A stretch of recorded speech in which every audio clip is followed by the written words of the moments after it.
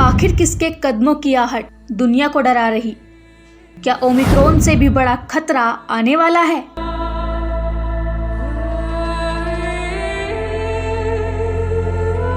दोस्तों, देश में कोरोना के नए अवतार को लेकर हर रोज एक चौंकाने वाली बात सामने आती है और अभी भी वैज्ञानिक इसको लेकर लगातार रिसर्च कर रहे हैं।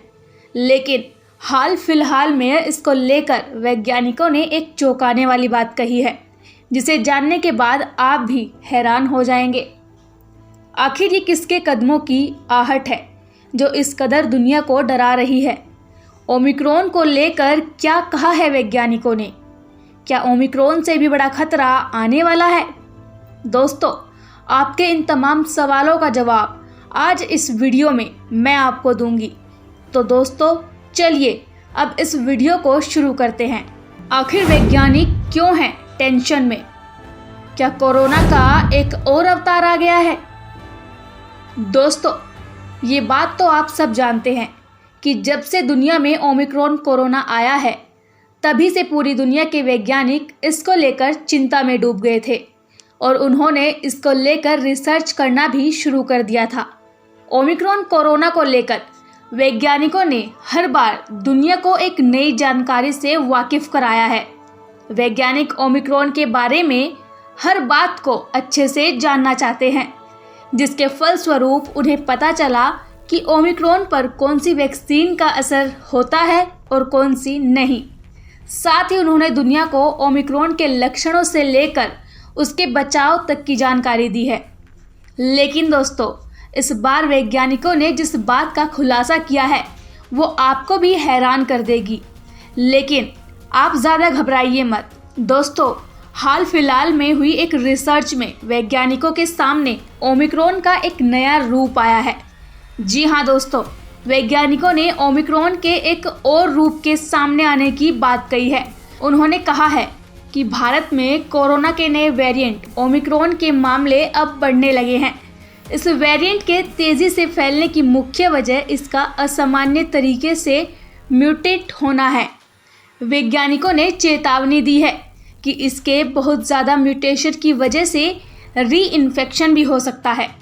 अब इस वेरिएंट को लेकर एक बड़ी बात सामने आई है। ये वेरिएंट 2 वंशों में विभाजित हो गया है। कोरोना के नए वेरिएंट का सबसे पहला मामला दक्षिण अफ्रीका में पाया गया था। ओमिक्रॉन 2 वंशों में BA.1 और BA.2 में हुआ विभाजित।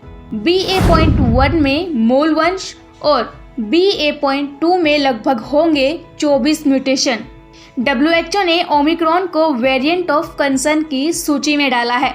लेकिन अब एक और नई बात इस वेरिएंट को लेकर सामने आई है। ओमिक्रॉन वेरिएंट 2 वंशों में BA.1 और BA.2 में विभाजित हो गया है। दोस्तों, वायरोलॉजिस्ट का कहना है कि ओमिक्रॉन के नए रूप BA.2 के कई मामले दक्षिण अफ्रीका, ऑस्ट्रेलिया और कनाडा में मिले हैं। वैज्ञानिकों का कहना है कि ओमिक्रॉन के नए प्रकार का पता लगाना ज़्यादा मुश्किल है। ओमिक्रॉन में लगभग 50 से भी ज़्यादा म्यूटेशन हैं। इसका सबसे पहला मामला 8 नवंबर को दक्षिण अफ्रीका में पाया गया था। इसके बाद से ही ये भारत समेत दुनिया के 58 देशों में फैला था। एक्सपर्ट का कहना है कि ओमिक्रॉन का वंश में विभाजन वैज्ञानिकों के लिए ज़्यादा दिलचस्प का विषय है, क्योंकि ये महामारी विज्ञान को बेहतर तरीके से समझने में मदद करेगा। आम आदमी के लिए इससे चिंतित होने की कोई बात नहीं है। इससे पहले डेल्टा वेरिएंट भी पहले 2 और फिर 3 वंशों में विभाजित हो गया था, जिसमें डेल्टा प्लस भी शामिल था। बाद में ये लगभग 100 से भी ज़्यादा की संख्या में बट गया था। लेकिन अच्छी बात ये रही थी कि इससे लोगों को कोई खास नुकसान नहीं पहुंचा था।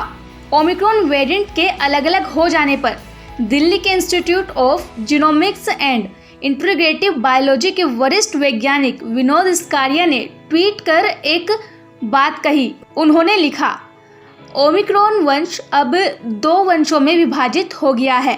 पहला है BA.1 और दूसरा है BA.2।